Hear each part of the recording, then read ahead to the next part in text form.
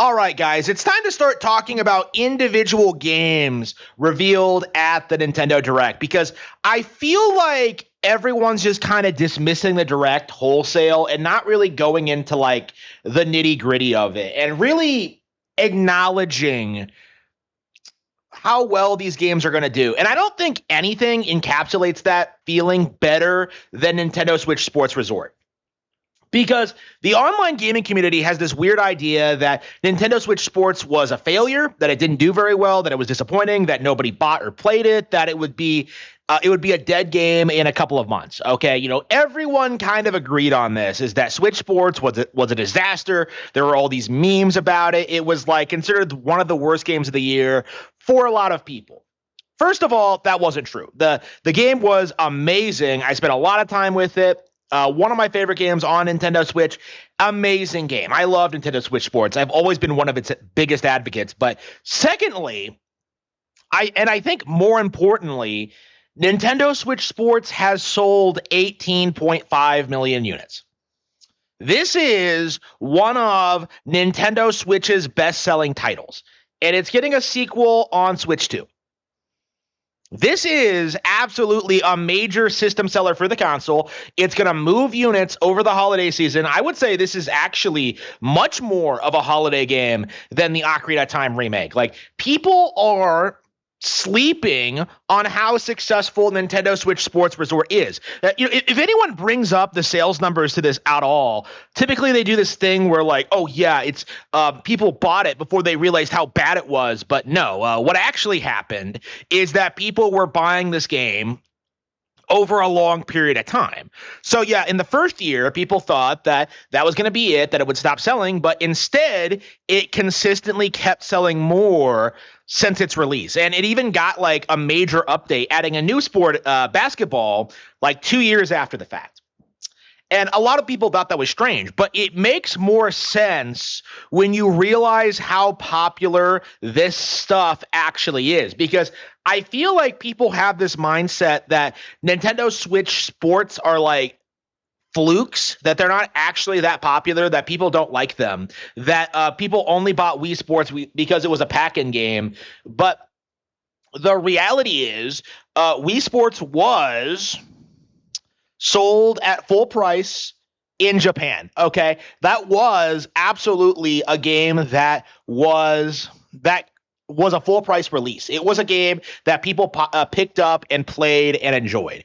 And we've seen that happen consistently with Wii Sports Resort, with Nintendo Switch Sports, and now with Nintendo Switch Sports 2. There is no reason to think that there's going to be some massive drop off and that people are going to stop playing Nintendo Switch Sports Resort because, I don't know, Demish told me to. Like, oh man, this game doesn't have the Miis, it's bad. Like, when you really break down the complaints about Nintendo Switch Sports, they really don't make a lot of sense. I remember watching Nerul, okay? I talked about this video when it happened. Like, he tried to argue that badminton, tennis, and volleyball were fundamentally the same sport. And, like, I had to stop and, like, address the fact that most Nintendo fans don't know the first thing about sports, or at least not those sports. They don't understand the very obvious, clear differences between tennis and badminton. Okay. Like, these are not the same sports at all, and yet they're so wildly different. But I think that's kind of the issue, in that Nintendo Switch Sports is popular with normal people, but among Nintendo fans, they have these weird misconceptions about what makes these games popular. I've seen people chalk it up to the designs of the Miis, the casual gameplay, the motion controls, but like, at its core of cores, these are sports games that do a very good job having unique controls and being radically different than the competition. In other words, these are extraordinarily successful sports games. But what we're seeing out of the community is that they want to believe that this is a fluke, that these games don't sell consoles, that they aren't major releases, that they don't count. The sheer amount of people I have seen over the past day who have completely overlooked Nintendo Switch Sports Resort as one of the major holiday titles this year has been staggering.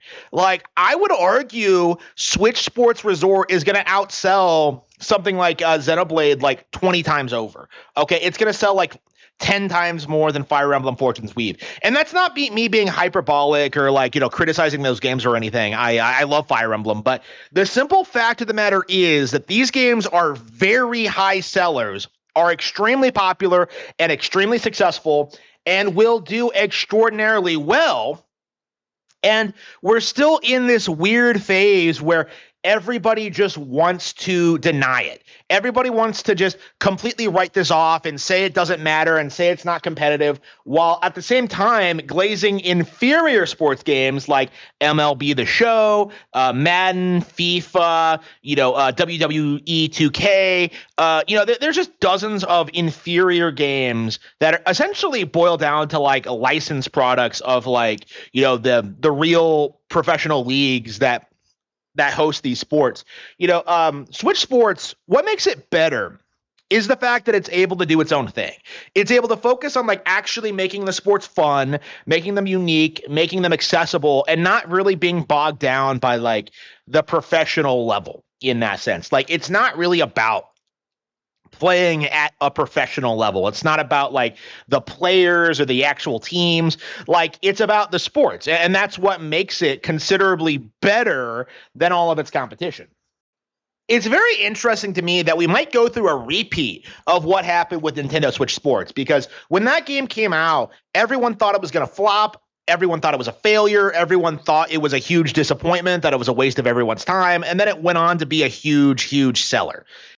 The way things are looking now, it looks like Nintendo Switch Sports Resort is going to be the game that goes up against Grand Theft Auto 6. And I think this is the perfect game to do that, because this is a game that is better made, it's higher quality, it took significantly less time to produce, and it's appealing to everyone for all ages. While the rest of the gaming industry tries to gaslight you into thinking that like everyone else is scared of Grand Theft Auto 6, they're not. Nintendo Switch Sports is going to come out, in October, sell a ton of units, be moderately successful, and then do 20 million over its lifetime. Now, the naive answer would be to say that Grand Theft Auto 6 is going to outperform it because, Grand Theft Auto 6 is probably going to do upward, like significantly more than that in its first year. But the problem is that Grand Theft Auto 6 took so long to produce that it's not going to make all of its money back. I think it's hypothetical that like we could get more Nintendo Switch Sports 3, when the Switch 3 comes out within a reasonable time frame. We could see like, other Nintendo games while Rockstar is still flailing around trying to get like, the next project off the ground. Like, what we're going to see going forward is that games like Nintendo Switch Sports 2, games like Ocarina of Time Remake, games like Fire Emblem Fortune's Weave, and these are going to like appeal to different audiences, have different demographics, get a lot of people like plugged into their ecosystem, and those games over a long period of time are going to slowly erode the narrative around Grand Theft Auto 6. Like the idea that this is some untouchable juggernaut of the industry, because Nintendo fans play a lot of different games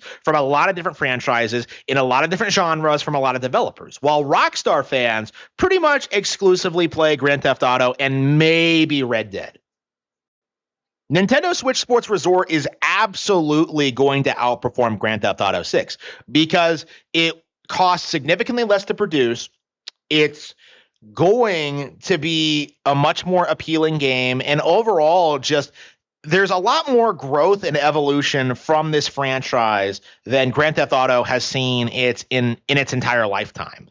Essentially, like if you compare like, the terrible generic uninspired sports modes in Grand Theft Auto to Nintendo Switch Sports, like what you get is a pretty clear example of just how much better Nintendo Switch Sports is than GTA.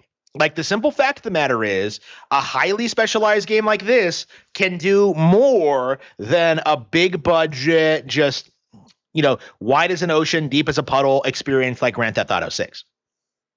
Grand Theft Auto is simply not in a position to compete with Nintendo Switch Sports Resort. This is going to be one game that launches alongside Grand Theft Auto 6 that does extraordinarily well, and then is going to be followed up by another, and then another, and then another. All while Grand Theft Auto 6 generally is going to be viewed as a massive disappointment among its aging out audience. Like, the simple fact of the matter is that Nintendo has won the console space. It has won the console war, and the industry at large just doesn't want to admit it. They are hedging all their bets on Grand Theft Auto 6 being their Hail Mary.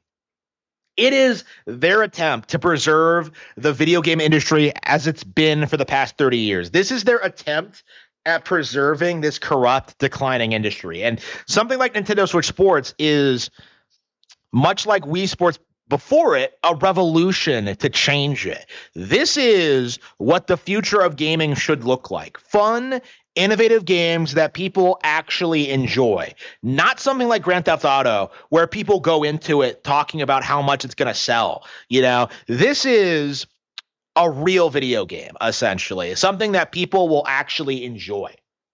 And it's far from the only one. I think that's the big advantage that Nintendo Switch Sports Resort is going to have over its competition, is that if you're not interested in Nintendo Switch Sports, if you want something more hardcore, you can go get it. You can go get Xenoblade. You can go get Fire Emblem. You can get Rhythm Heaven. You can get Splatoon Raiders. You're going to have options. When you look at the current state of the gaming industry, when you look at Grand Theft Auto 6 and you look at Rockstar, what you see is an industry that is desperate for this game to succeed. This is a product that cannot be allowed to fail. And that is why I can safely say that Grand Theft Auto is in a very precarious position indeed.